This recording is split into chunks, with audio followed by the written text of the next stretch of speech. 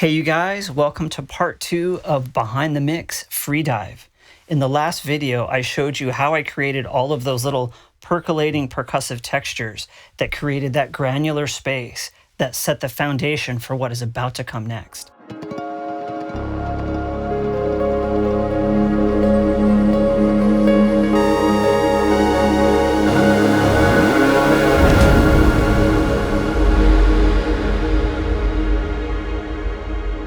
In this episode, we're going to cover the second act of the song, where we have the entrance of the Whirlpool, which was an improvised section of music that actually set up the entire chord structure of what is to come and what really happens in the third act.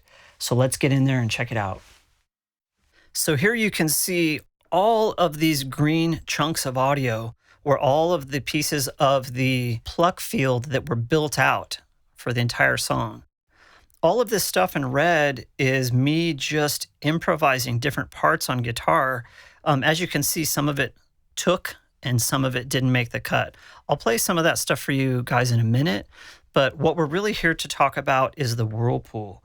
Now, this light blue guy in here is what creates the Whirlpool that goes all the way through the song and to the very end. So let me just play a little bit. We'll let a piece of this play, and then we'll zoom in and talk about specifically what is happening here.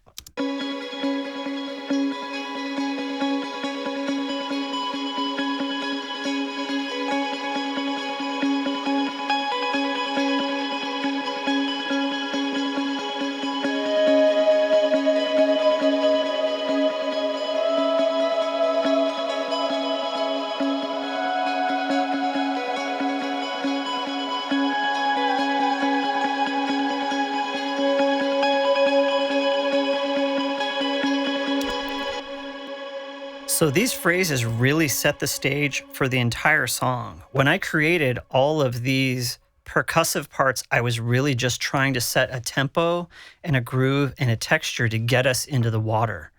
I wanted to play it real quick with these elements in there so you understood the context.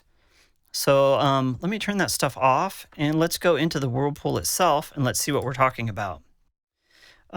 Once I created that granular space that intros the track, I just started improvising using the volume pedal and using swells, trying to create whale-like tones. And that's what you're seeing here. This is one set of phrases that were played in real time from the pedal board, all on guitar. And what we're using for our Whirlpool, just like in the Heart of Us video, where I explained the Whirlpool technique, I'm using my favorite new plugin from valhalladsp, the Valhalla Delay. And I am using it strictly to create my whirlpooling effect. So this recording is being sent on an aux send from this channel of the mixer over to this track, which is set at 100% wet. And once I start playing this, I'm going to turn the feedback up to about 97%, high 96s, because that, for me, at this tempo and in this context, is where the magic happens. One thing I didn't talk about last time that is really important, if you guys are loving Valhalla Delay, make sure you upgrade to the latest version, because Sean Costello has upgraded this with all kinds of new stuff in the latest versions. He's actually cleaned up some of the noise and he's added a new mode. You see, I have it digital, but there's one called Clarity, which is great for whirlpooling. But I'm going to leave it with the original because this is what is on the track that's on the album. So two controls to look at are the age and the era. The older it is, the darker it is going to sound. But it's not just darker. And I don't exactly know what is happening, but some real magic is happening in the age. Because I'm using the Whirlpool to create very long repeated phrases that get darker and smoother over time, I didn't need a lot of this grit and dirt and darkness. I wanted as much clarity as possible. Also, if you set the era to future as opposed to present or past, you're going to get the lowest signal to noise ratio, and what comes out of the delay is going to be most like what you put into it. So I'm going to play the original performance done with the volume pedal and all of these swells, and I'm going to keep this guy active, and you're going to hear it to start repeat these phrases back. And I'm going to play this without the pluck field going on so you can really hear all of the nuances in this track. So let me enable the Whirlpool and let's check it out.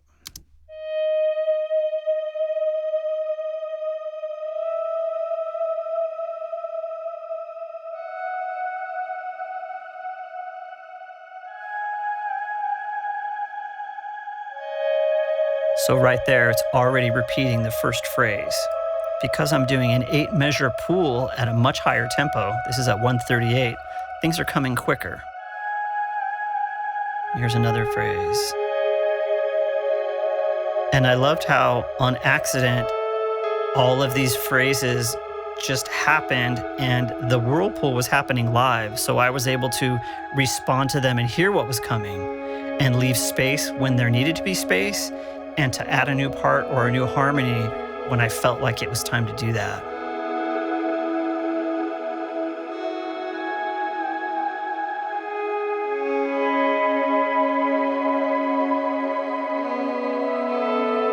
So just a couple more phrases and the entire Whirlpool that supports the whole song is complete.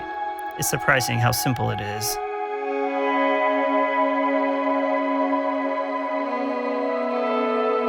So I've stopped my session, but because our feedback is set to high 96s, the entire Whirlpool is going to keep playing. But every repetition is going to get quieter, darker, and softer, and more smeared until it becomes something altogether different. By the end of the 7 minutes of the song, what you're hearing now is completely changed.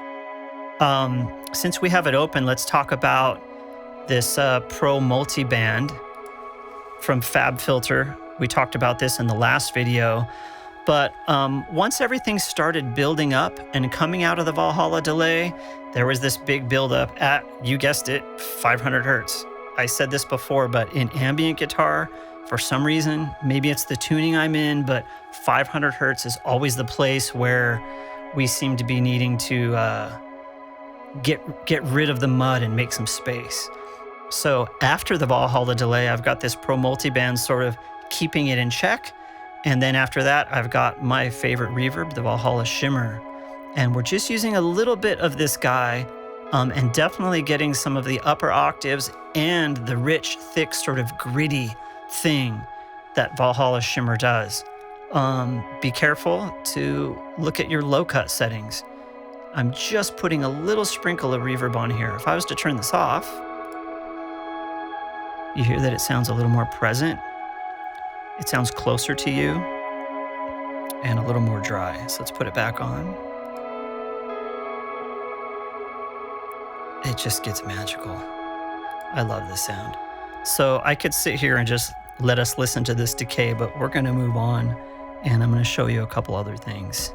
So let me get back to the beginning and I'm gonna put the feedback down and reset Mr. Valhalla delay.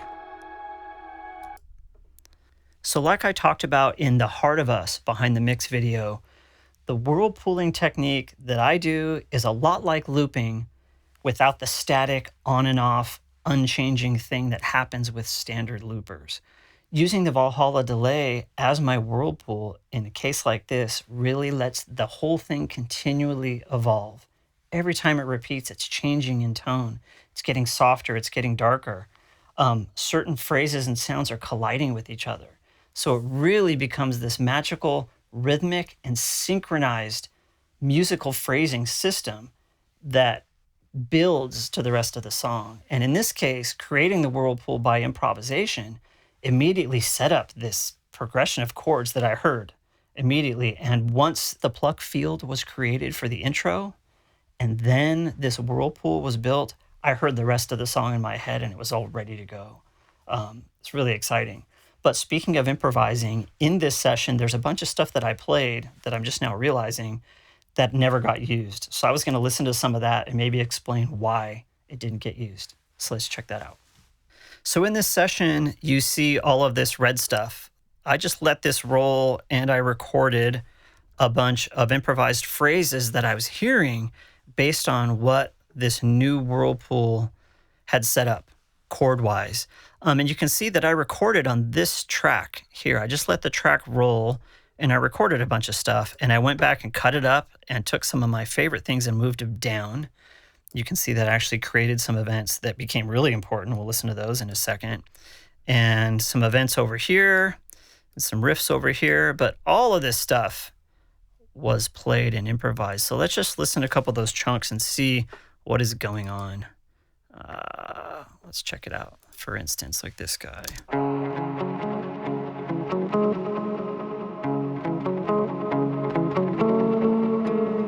Okay, I remember this riff, and I love this riff. It is actually really cool. It's an ascending riff that sort of evolved and became this, I think it was almost an octave higher than that ascending riff that is a big part of the song now.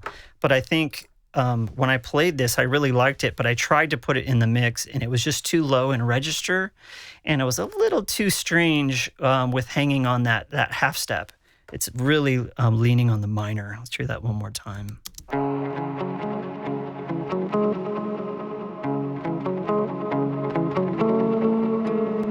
So that's a cool riff. I really like that. But like I said, it's just too dark. It was too low in register and it was getting swallowed up by everything.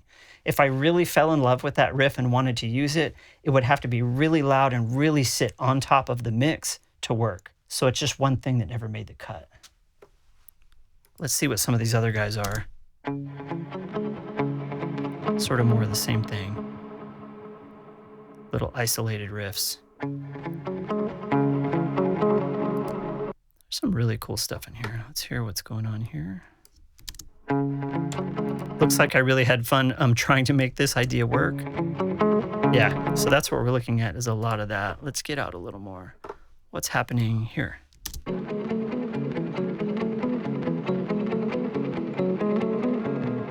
This is really cool. I think it reminds me of Michael Hedges, and it's probably why it reminds me of Michael Hedges, because the first 4 Michael Hedges albums were a really big influence on me as a guitar player. I do not have the skills that Michael Hedges has, but I love the recordings and I love the music.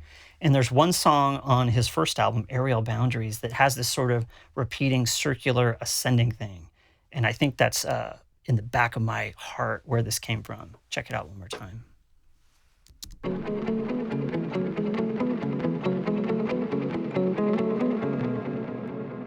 So it's in 6. It's 1, 2, 3, 4, 5, 6, 1, 2, 3, 4, 5, 6. And that against 4, 4 can be really cool. But once again, it was too low in register and just didn't make the cut. I think later out here, I played some stuff that I ended up using. I can see that I've separated these 3 riffs. Let's see what this guy is. That's the riff. That one becomes supportive to the big chord change that happens when the bass comes in. It looks like I sort of built it out, and I have a few different versions of that. They're probably all really similar. Yeah, see, I played this one, but I wasn't muting it enough, and it was too big. So in response, I muted it down like this in an effort to make it smaller. I'm not sure which one of these made the cut, but one of those made it. So there's a lot of really cool riffs in here that were pure improvisations that really led the piece and made the song what it is. Let me find something else that might be important. Oh, that is awesome. I'm not sure what that is, but it seems like I put in a resolve chord to end a progression. Let's listen to this chunk right here. All right, this is a very early version of this, I forgot what I called it, but it's the bridge before the end of the song happens. And in this version, I'm actually not using the volume pedal. I've got a setting on one of my reverbs where I can actually strum a chord, but it fades in the reverb sound, so you can hear some of the echoes in there. But I re-recorded this for the later version. So this is really the playground where all of the ideas were born that became the meat of the song, the soul of the song, and some of the really important parts. I'm going to play a couple more riffs from here, and then we'll go on to something else. These big guys here, I think I know what these are. Let's have you hear them, and we'll find out.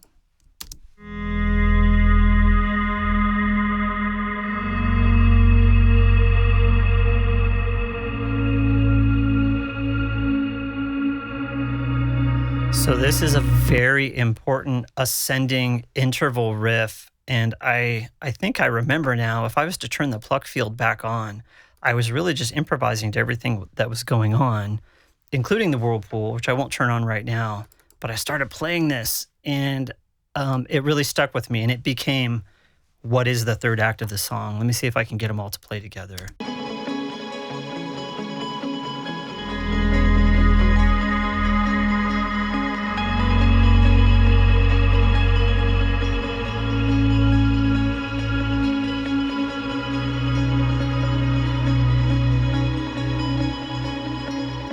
Yeah, so that riff became the entire end of the song, and we will go into that entire part in the third video, but I did want you to hear some of how this stuff was born from improvisation all in this session, and that's how this whole album happened.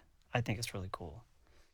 So I think some of these are actually the melodies, and these might be the actual recordings that made it.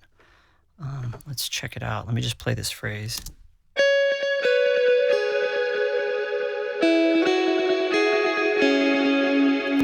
Yep, this is the phrase, and this is the recording that became the melody. I'm sure you guys have seen some of this before, but so much that is improvised and happens by accident or first take ends up making it to the mix. And in this case, this actual riff and this recording that was just played as an improvisation became the entire melody of the song. So it's just it's an important thing to discover, that it's okay to just play and let things come out.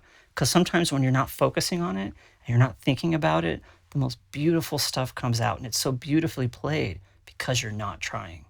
All right, you guys, so that is how I created the Whirlpool that carried the second act of Free Dive. In the next video, we're going to get into the final chapter of the song, where there is a lot of stuff going on. We've got our bass guitar, our melody parts, and some crazy processing using subharmonic synthesizers and delays, which is really cool. So thank you so much for watching. Please remember to subscribe and leave any comments.